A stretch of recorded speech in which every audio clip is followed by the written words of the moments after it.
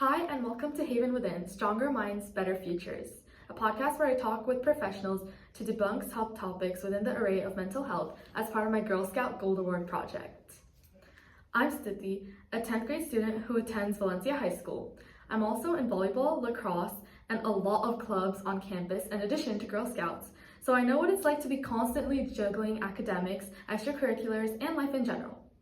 I created this podcast because I've seen so many of my peers, and honestly myself as well, struggling with academic pressure, relationship stress, burnout, and just trying to live up to expectations. Haven Within is a space where we explore real stress, struggles, and real solutions. Through honest conversations, expert advice, and community support, I want to help teens understand that they're not alone.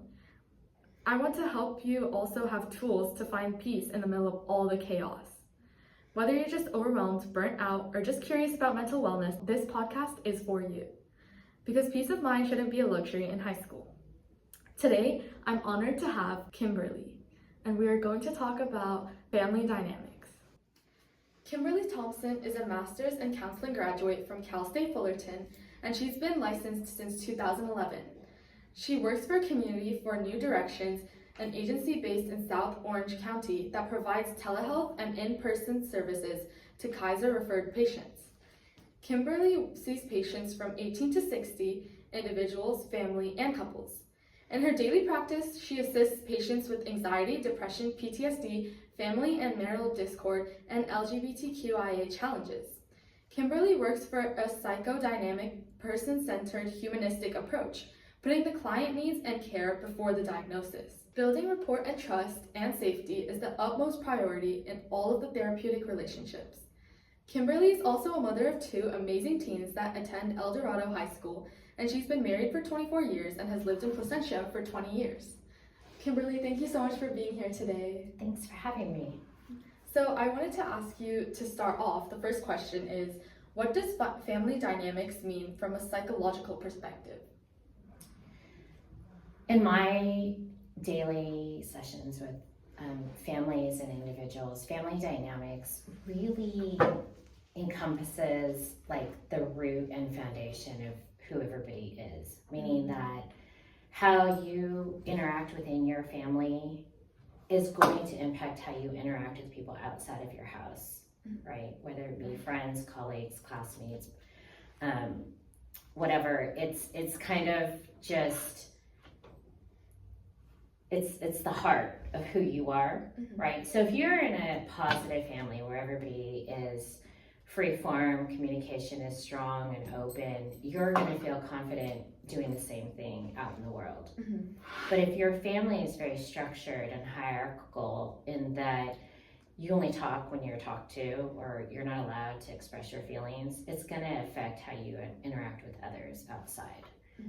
So I guess what I'm trying to say is that the base of how you act within your family can be positive or negative in how you interact with others outside. Okay, yeah, that makes a lot of sense. Yeah, thank you. So then how do you think that family roles typically form? And like, why do some families fall into patterns or like archetypes like the caretaker, peacemaker, or scapegoat? Where you are born within your family can absolutely impact who you are as a person, and how your parents interact. We get who we are based on how we're treated, right? So if your parents are very like strict, you have a tiger mom, there's high expectations, you might turn out to be a people pleaser. You might turn out to be somebody who's super conscientious about meeting the expectations. And then that's going to translate into who you carry out through your other relationships, like I said before. The peacemaker is the person who doesn't like the conflict, who's going to do everything to smooth things over. That's how they find their calm, right? That's their job. They just feel that niche based on the interactions within the family. The scapegoat is somebody who, it's the self-fulfilling prophecy. Okay, take that out. It's the self-fulfilling prophecy of you're the black sheep of the family, everybody blames you, you're the identified patient. You kind of just fall into that role because that's all you've ever heard about yourself, right? It's unfortunate, but sometimes the parents are the ones who contribute to those roles, and they will very likely those people in their family, right? Yeah. So I come from a psychodynamic perspective in which I believe who your parents were is based on how they were parented, and then they become the parents to you because of how they were parented. And then you become the parents of your kids based on how you were parented. We have options. We can either go identical to what is familiar and safe, or we can do the opposite because it didn't work for you. But it's always going to come from what you were modeled. Does that make sense? Yes, that makes sense. Thank you. In your experience, what are some common misunderstandings that people usually have, like, about family relationships? What I've noticed is that where people have trouble setting boundaries with their family or being able to speak up against any like structures that the family has established is because society has placed a title on the person in your family. For instance, I'll have patients who will say, I don't understand why my mom can't love me and accept me for who I am. Well, because you put the title of mom on her, because what society says she's your mom, you have these built-in expectations that because you're mom, you're not allowed to do anything other than, she's not allowed to do anything other than what she does. And that's not true, because she's not just a mom, she's a human. And you're not just a daughter, you're a human. I can get frustrated, but I have to remember she's still a human being. And society puts these titles on these people, and then we think they're supposed to be superhuman or they're supposed to transcend our expectations, but they're still just people. So I think we have to manage our expectations about what mom and dad should be able to do, right? Yeah. They're not superheroes all the time. They are human, and if they can't show up for us in a particular situation, we can't immediately take it personal or take offense or feel entitled for it to be a certain way just because we want it to be that way, right? They're not like infallible. They're people. Right. So how do you think that early family dynamics can shape like a person's self-esteem then, and like their emotional regulation later on in their lives? Oh, that's a big one.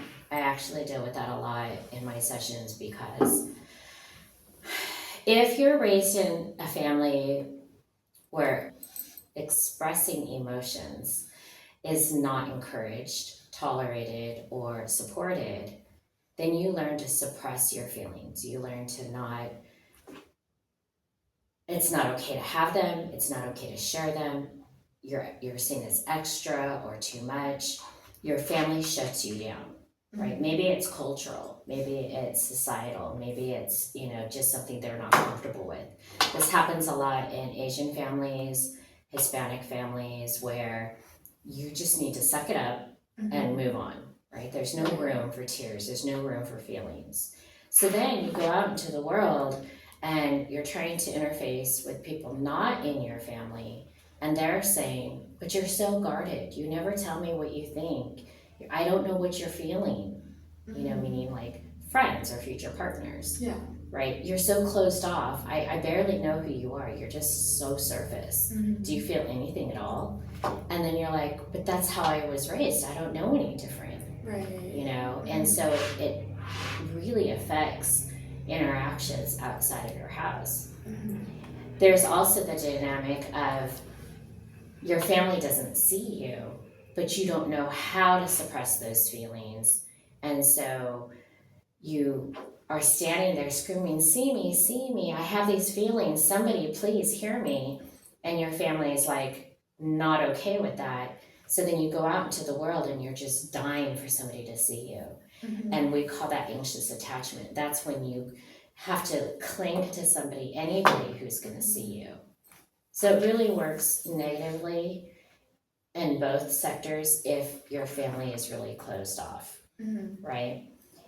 Now, if your family is super open and communication is great and you're allowed to be authentically you, that is going to feel wonderful But then when you go out into the world and you meet people who aren't that way, it's going to be really hard for you to understand why they think you're too much or why they think you're too expressive, right? And then that's where they're going to be like, but you don't share with me. I don't know who you are.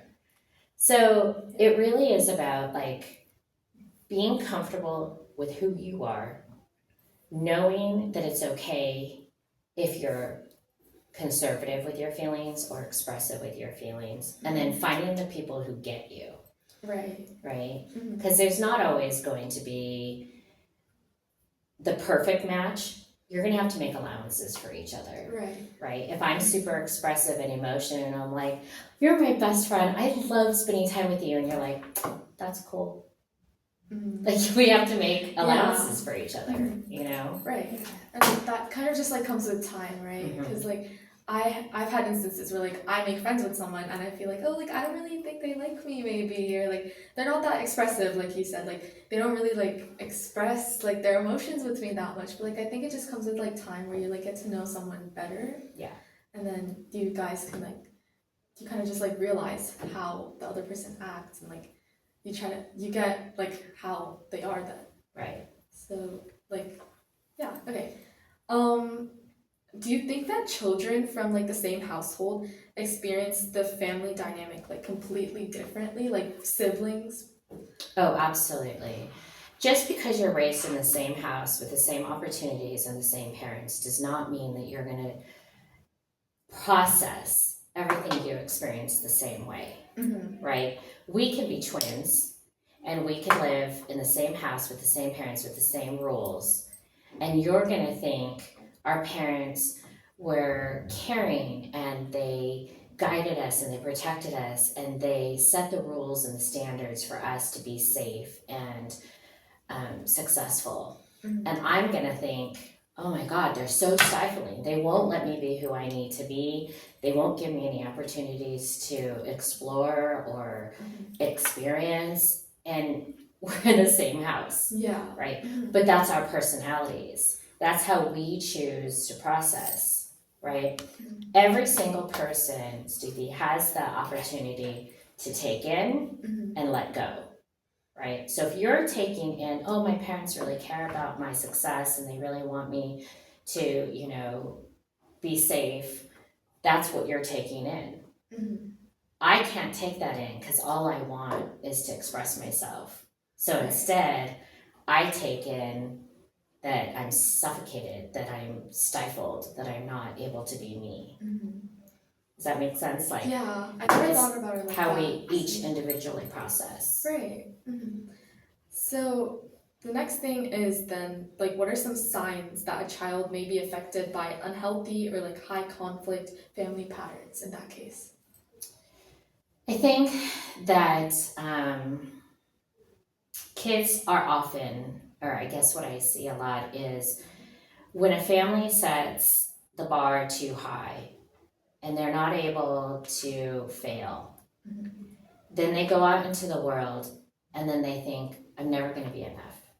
I'm never going to reach that bar. I'm never going to get my parents' love or approval. I'm never going to get to feel like I did a great job because I didn't see or hear that from my family. So then they go out into the world and one of two things happens. Either they need validation from everybody they meet because they didn't get it at home, or the validation isn't going to stick because they never got it. So they don't believe they deserve it. Right? Yeah. So if I'm your mom and I never tell you, hey, great job, I'm so proud of you. You did a really great thing there. If you never hear that, but then you go out to work and your boss says, hey, great job on that project. You really nailed it. And you're like, oh, did they really mean it? Or are they just saying that? Or maybe I really didn't and they're just trying to be nice. You see, you discount it because you're not used to hearing it. Right?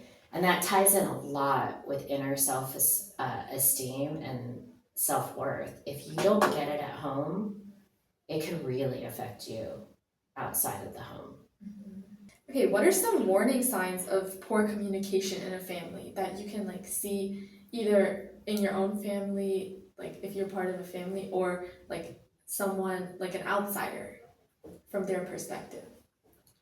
number one, more than anything, your family, whether it be biological or chosen, should feel safe. Right. No matter what. And if a parent isn't able to provide that space for a kid to come in and say, I feel this way, or this is going on, or I'm challenged by this, it's going to affect them tenfold in every aspect of their life. Safety is number one. So for instance, this sounds kind of silly, but kids right now are all hooked on technology, right? Right. My son will come to me and he'll be like, hey mom, look what I found on YouTube or whatever, or like, look at this video. Now I have no idea what he's talking about. I don't know a Pokemon person from another Pokemon person. I don't know anything about why he thinks this video is hilarious. But if I don't make time to watch the video with him, if I don't make time to feign interest and support his excitement, I'm basically telling him, don't come to me with that. I don't have time for you. Your stuff is not important to me. You're wasting my time. And what that communicates to him then is, I can't go to mom with anything. I'm just a waste of time. I'm bothering her. She's too busy. She's not going to hear me. So instead, I do entertain the ridiculous videos because they're important to him. And I let him know by my actions, he can come to me with anything. He can tell me if he's being bullied. He can tell me if his crush turned him down. He can tell me if he's struggling in a class. He can tell me anything. That safety is essential. And if that isn't there, the communication is going to suffer because the kids aren't going to feel like they can go to their parents. The wife isn't going to feel like she can go to her husband. If she tells him, it hurts my feelings when you call me fat, and he comes back and says, then don't be fat. He's not taking accountability. He's not listening to her. He's not saying, I'm sorry, I didn't mean to hurt your feelings. I was joking, right? She's never going to tell him how she feels, and then that's going to create distance.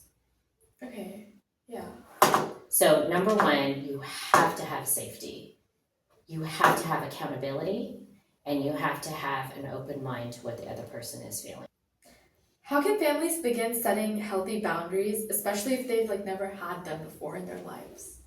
That's really hard. I have a lot of adult clients come in and saying that, for years and years and years, their parents have been too enmeshed in their lives. Mom won't get off my back. She always comes over. Now that I'm an adult, I have my own place, and she criticizes how I do things. She asks why I do things this way, or corrects me if I'm parenting my kids a certain way.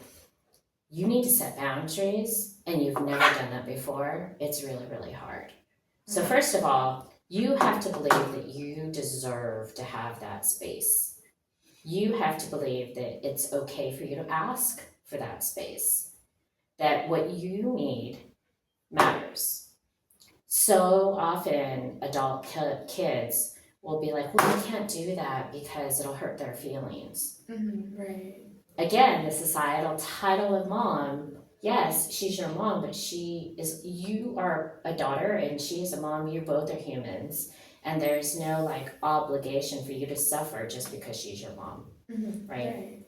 So the first step is that you have to believe that it's okay to ask, to set that space, to protect your peace, and then you have to have the confidence to say it respectfully. Because if you don't, it will continue on and on and on and on. And what I tell my patients all the time is, you now have kids. You have to recognize that you're modeling to those kids how to let other people treat you. And if you don't set a boundary with your mom, you're basically telling your kid, it's okay if that kid bullies you. You don't matter. You can, suck it up, right? Right. And that's not healthy. Right. So I would say, if your mom is overbearing and comes in and is judgmental, you can very much easily say, after you've decided you are worth it, Mom, I appreciate your opinion and I really value what you think, but this is how we're going to do it in our family. And I would love it if you could just respect it and allow for us to be who we are. Okay. Right? Mhm. Now, if she chooses to be like, "Oh, that's ridiculous. You don't know what you're talking about. You're a new mom. I'm experienced. I'm going to tell you how to do it." That's her choice. You don't have to continue to abide by what she says just because she's upset. We're not responsible for what other people feel, Mhm. right? I said it respectfully, with consideration and kindness. What she chooses to do with it is up to her. And then you just continue to stand your ground. And every time she comes in and wants to give her opinion, you say it again. "Mom, I appreciate you. I value your opinion, but this is how we're going to do it in our family."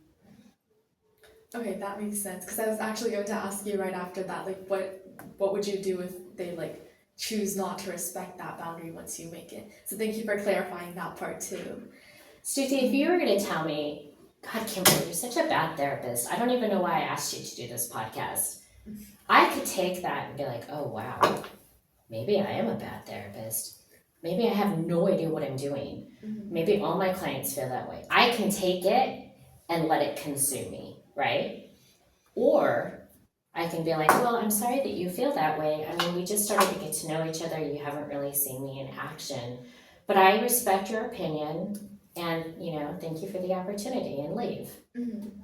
Right. Then I decide what I bring in and what I let go, right? Yeah. So if somebody sets a boundary with you and says, "I don't like how you make me feel," you choose how you're going to respond to that. That's not their problem. Okay, yeah. Right. That makes a lot of sense, yeah.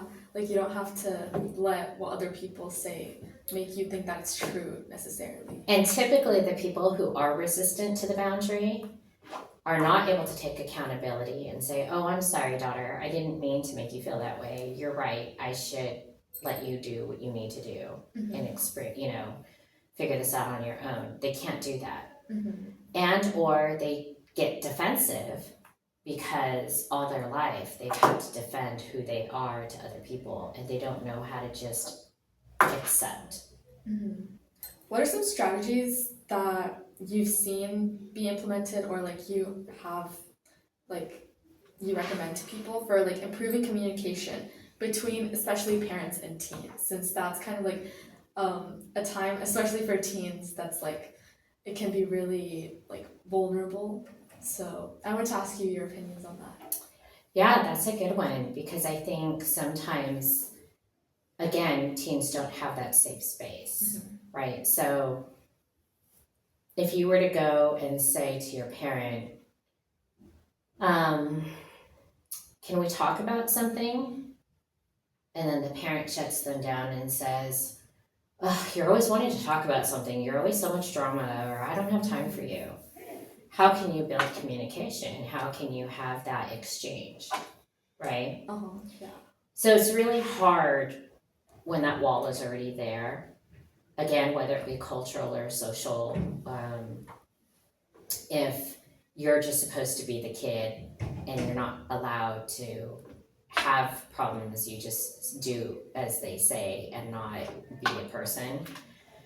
I would say that hopefully maybe there's an older sibling, maybe there's an auntie or an uncle, maybe there's a grandma, maybe there's somebody in your family circle that you can try and reach out to that is a little more open, and then kind of dip your toes in the pool that way and like test the waters. Does that make sense? Yeah. Like if your mom and dad are super unapproachable but you have a big sister, maybe you can form an alliance there and talk to them about how they've handled mom and dad being closed off. Unfortunately, too often, especially in today's society, there are too many parents that are just not available, or they don't want to be available, or they don't know how to be available because they didn't have that in their families. Sometimes there are topics they're not comfortable with, and so they would just rather be in denial or avoid the topic. Right. And that's where I really encourage my teens to just find somebody anybody that'll listen to you. Chosen family can be just as important as biological family. How can unresolved family trauma show up in adult relationships?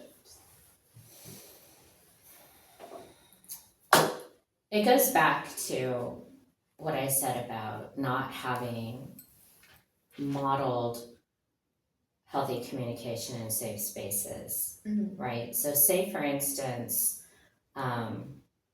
your mom and dad fought all the time.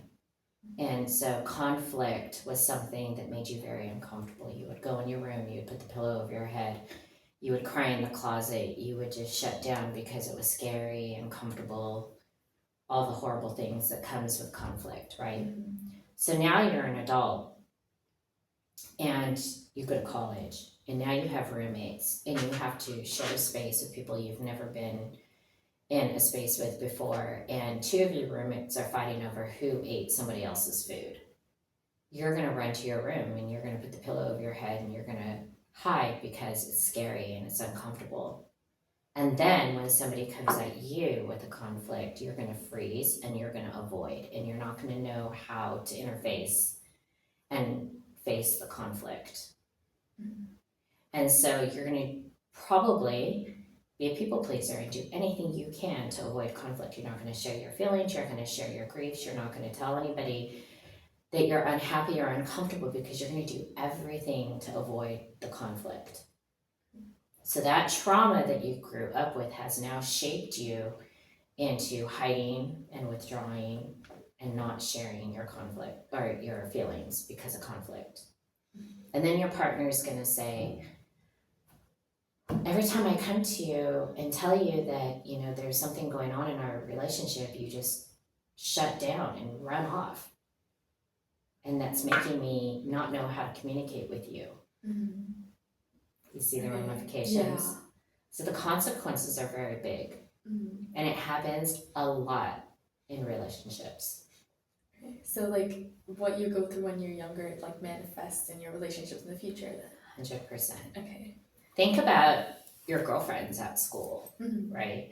If you have a conflict over somebody doing something, someone told a secret you told them to somebody else, and you want to go and ask them like, hey, why did you think it was okay to do that? That really upset me, hurt my feelings, and you betrayed my trust. And then they just shut down and won't text you back and won't answer your calls and avoid you now in the halls. It's very likely because they can't handle conflict.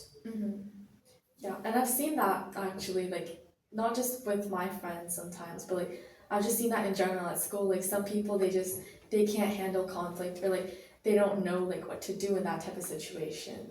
And I think now speaking with you, it's like giving me more of like a perspective, like their perspective on it, instead of just assuming that like, oh, like maybe they just hate me, maybe they just don't want to like be my friend anymore, or like instead of assuming things about it, you can kind of like see that they're like trying, they just don't know how. Yeah. Or they weren't taught. Yeah. You know, it's not comfortable for them, and so they do the only thing they know to do. Right. But in your family, you were taught conflict resolution. You were taught that uncomfortable moments don't mean the end of the relationship. It just means we have to be strong enough to work through them, right? And so for you, it's safe to say, hey, why did you do that? How can family therapy help people who are like stuck in conflict patterns in their families? Well, I don't know that actually it can all the time. I think that families that come to therapy, as well as couples that come to therapy, unfortunately, it's their last ditch effort. Right? Everybody who's had a problem within their family or in their relationship, people will always say, well, have you tried therapy? And then the parents will come to me and say, you know, we're having problems with the kids, they're not listening, they're not respecting, they're acting out, fix them. Right? Or the husband and wife will come in and they'll be like, you know, she doesn't listen to me, she's always complaining, she's so negative, blah, blah, blah, fix her. Family therapy, couples therapy is never going to work unless everybody's on board and says, I'm here with the same agenda with the same, goal. And I'm open to the criticisms. I'm open to having to take accountability. I'm open to other people's feelings. I'm open to make this happen. Sadly, that doesn't always happen. So families that are stuck may benefit from a third party to help interpret what is being said, right? Because when they're in conflict, they're only hearing one thing. You don't like me. I'm not enough. You're never going to be happy. That's typically what's happening. But if I say, now, what I heard her say was that you don't help enough around the house. What you heard her say was, you're lazy and you're a bad partner. But that's not what she said. That's what you're hearing. So I can help interpret that. What they do with it is up to them. Does that make sense? Right. So.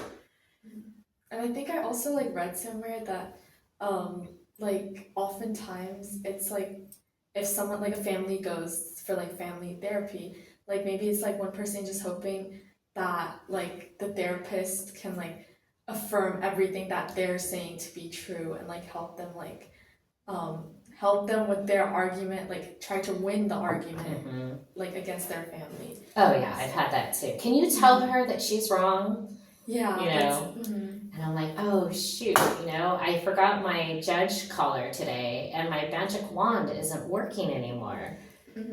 I can't fix what isn't willing to be repaired. Yeah. Does that make sense? So I just feel like they do come in with this anticipation.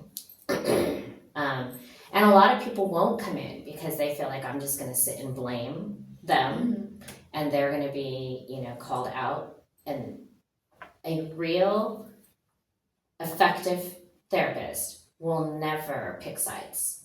We are trained to be unbiased. We are trained to stay neutral, and we are trained to give everybody equal time. Okay. How do cultural values, like you were saying, and generational differences influence family roles and expectations? This is a really good question because it actually comes up a lot with my multicultural clients. I see a lot of clients struggle mostly in the Asian culture, the Indian culture, and the Hispanic culture, in a sense that their expectations put upon, again, the roles and the hierarchy of the family, right? Because I am dad, you will do what I expect. Yeah. Because I am mom, you will do as I've done, right? And so there are two things that come up a lot. One is that the kids don't want to follow what the parents want them to do professionally. And the parents have a really hard time accepting that they're not going to be the engineer or the doctor or the lawyer.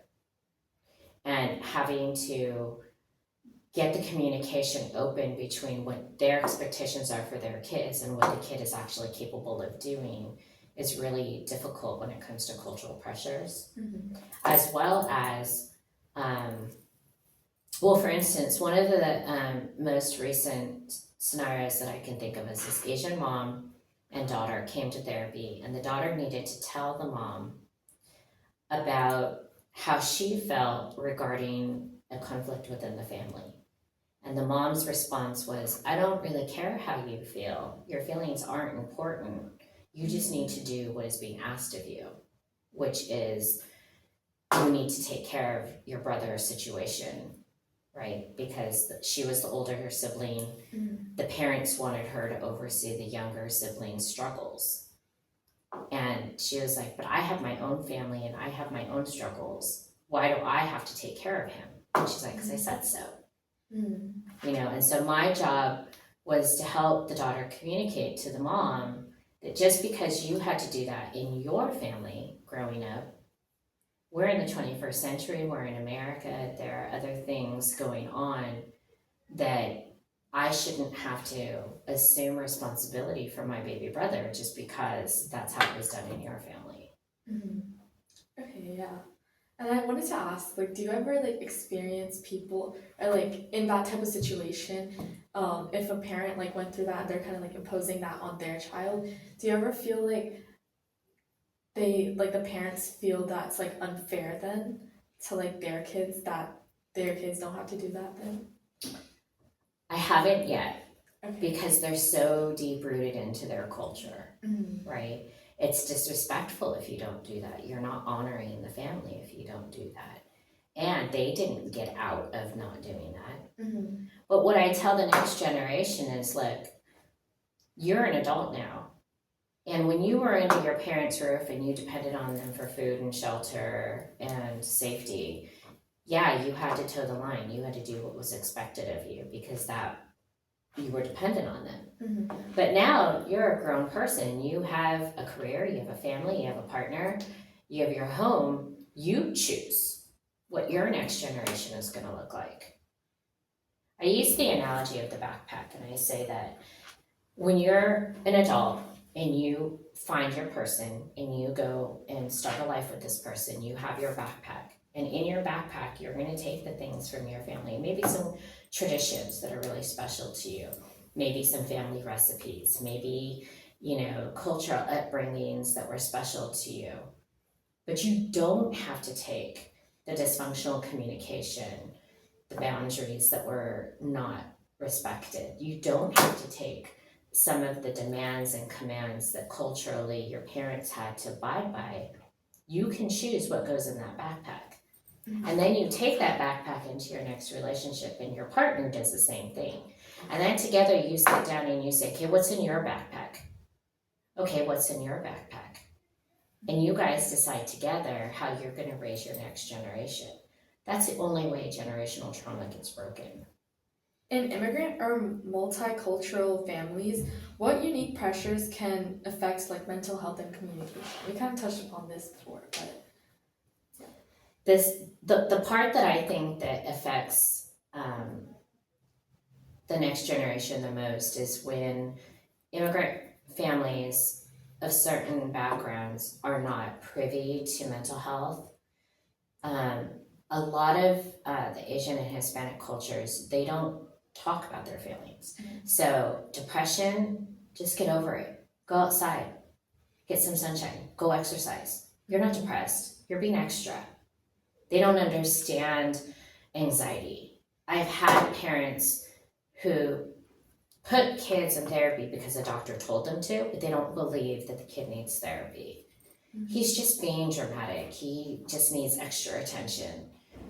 He needs to just get over it because they don't understand, right? Mm-hmm. Back in the day, if you were a little bit off, they put you in a house. They didn't deal with you. They just kind of pushed you to the side, mm-hmm. especially if you couldn't tend to the fields or the crops or the animals or whatever kept the family system fed and alive, mm-hmm. right? They didn't have any time for anxiety or mental breakdowns. So a lot of the disconnect comes from the older generation not supporting mental health services. And that's really, really hard. Mm-hmm. Okay. Especially when it comes to medication. That's a huge, mm-hmm. right. That's a huge thing for them to embrace. How do you think younger generations can respectfully challenge harmful like family norms while also honoring that culture? Where you said that like a lot of cultures they're taught not to like speak unless spoken to or like things like that, or like where it's seen as like you're just being dramatic. So like how do you think that the younger generations can like challenge that? And I know we kind of talked about that, how like you can like have boundaries, like set boundaries, but do you think there's like any other way like that you can do that with like your whole family maybe? I think it's kind of hard. I think that there are some people you're going to be able to reach and some people you're just not. Mm-hmm. And that's, again, where I encourage my teams to reach out and find the safe space and friends and older peers and cousins, people who are of the current generation that are more open to authentic personality, mm-hmm. right? Not just doing the robotic thing. It is hard, and I think I always try to encourage just your main job in life is to be kind and considerate.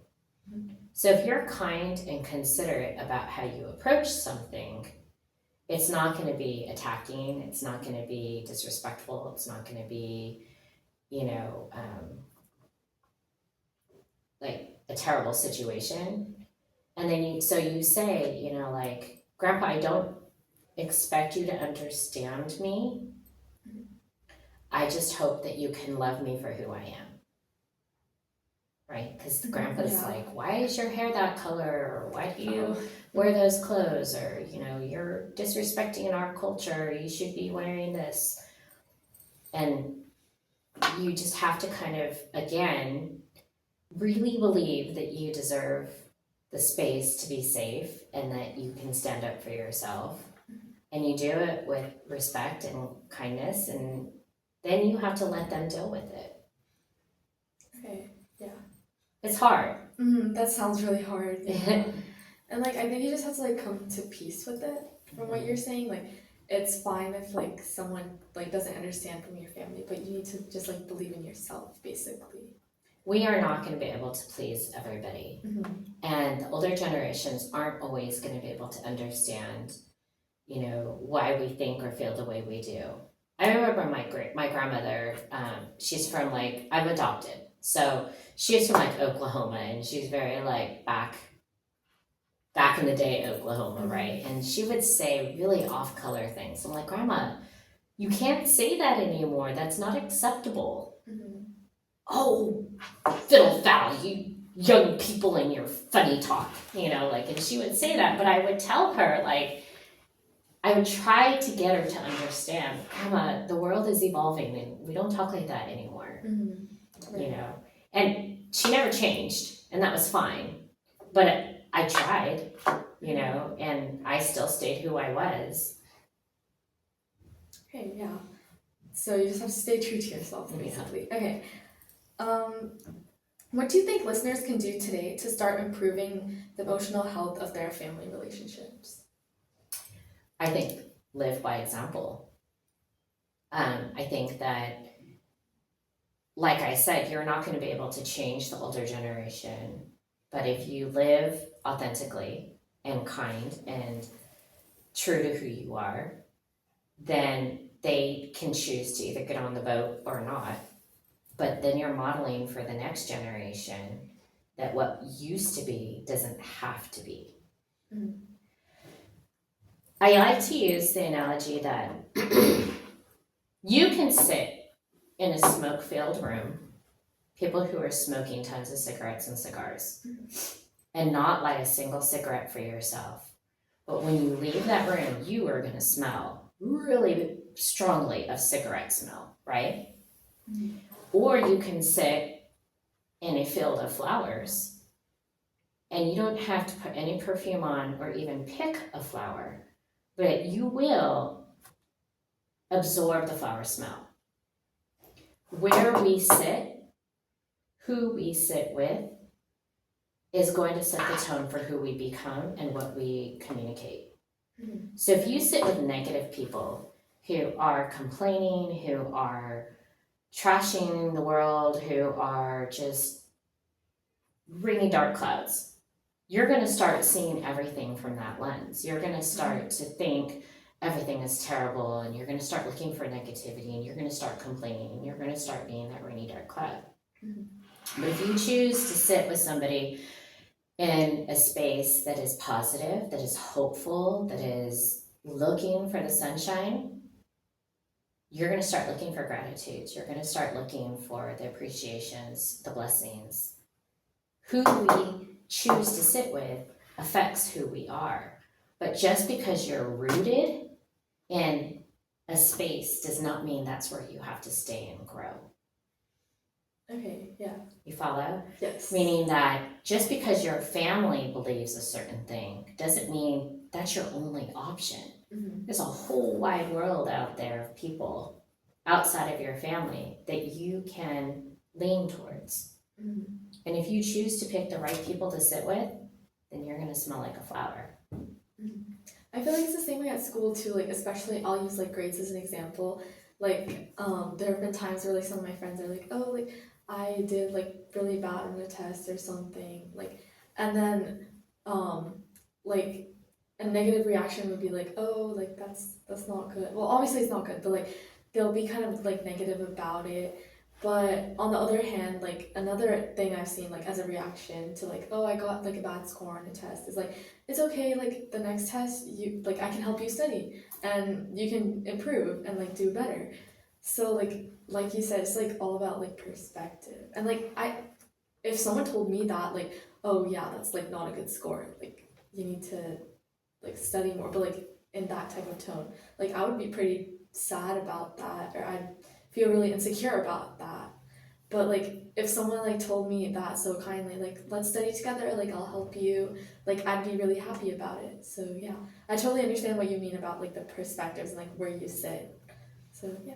Yeah, no, 100%. And I think that the people that respond negatively, that would shoot you down, like, well, that's because you just have too many activities, you don't focus enough, or whatever. They want to pull out the reasons why you did bad instead of lift you up. You have to look at the source. You have to ask yourself, why are you putting me down? Why are you judging me? You have no idea why I did bad on the test, right? You have no idea that my grandpa was in the hospital the night before and I didn't get any sleep. Like, you don't know. You're just judging me. And so you have to think about, well, where is that negative comment coming from, right? And again, I'm going to say to you, you decide what you let in and what you let go. And so the friend that says, hey, don't let it get you down, we can work on it together, I got you. That's the person that you need to let in, right? Yeah. So yeah, I think that it's easy to get caught up in the negative because it doesn't take any energy. We have to choose to be happy. We have to choose to look for the sunlight. And sometimes it's hard. And sometimes the world seems really heavy. So I'm going to encourage you and all the teens out there to look for the people that help you, live your best life and not, try to just keep you in the dark. Let them be in the dark. How do you recommend people to approach family therapy if there's a lot of like resistance or stigma around it in their family, to where they feel that like they can't get the help that they need? I think that, again, I would say to start with one person at a time. I don't know that you're going to be able to go to the dinner table and be like, our communication sucks. We need to go to therapy. I don't think you're going to get everybody to go like, okay, cool, let's go. Yeah. Right? Like, because a lot of people feel like, I'm not wrong. I'm not broken. There's nothing wrong with the way I communicate. Why do we need family therapy? We're fine. We're fine. Right? So I think that it depends on if you can get somebody on your side as an ally, if you can get mom or sister or brother to say, yeah, I think we could benefit from better communication, or it doesn't feel safe in our family to say what we need, right? You're always going to have one or two that are resistant, but if you can get one or two to join in on the concern, you're going to have a better shot, right? Yeah. I highly recommend all the time, if families can have family dinners, family game night, family movie night, moments where you're actually connecting, the phones are down, the screens are off, and you're talking to each other, you're not going to need therapy because you're presenting that safe space. But if that's not happening, I would say, hey, how come we don't have game night? Studi's family always has, Sunday, Saturday, where they guy all the stuff and they make Sundays and then they talk. How come we don't do anything like that? And then you open the dialogue. Right? Okay. And the last question is, what's one thing that you wish everyone understood about family dynamics and mental health in general? Just one thing? I think I think that I would like families to think about what that word really means, right? You can't just call yourself a family because you have 2 parents and 2 kids, or 1 parent and 2 kids, whatever the dynamic is. You can't just call it a family. You have to walk the walk and talk the talk. And so that means that you have to make space for each other. You have to support each other. You have to take interest in each other, make time for each other, manage your expectations of each other, be open to being uncomfortable with each other. Family just isn't a title. It's an organism, basically, that you have to feed and nurture, you know, and mental health aligns with that in a sense that, you know, you have to acknowledge each other's abilities. And if one person, for instance, suffers from anxiety or depression, then you're going to have to make space for their limitations or their challenges. And you do what you can to support that challenge, right? Everybody kind of has to tweak a little bit. It's not about one individual entity or one individual thought that conducts the entire family. At least for us and my family, it is very much community. It is very much like we all vote together on what to do about this particular situation, how we're going to navigate this challenge, what we're going to do together to make this happen, right? And that goes with financial goals, mental health goals, educational goals. We're all going to try to dial in and not just go by one person's need or one person's agenda. So I think if I could communicate anything about family, that's what I would want to say, is that it really isn't just about you. There has to be room for everybody. Okay, perfect. Thank you so much. Actually, I loved all the examples that you used. I think they were really helpful. So thank you for providing all of those in whatever questions I asked. Absolutely, I'm glad I could help.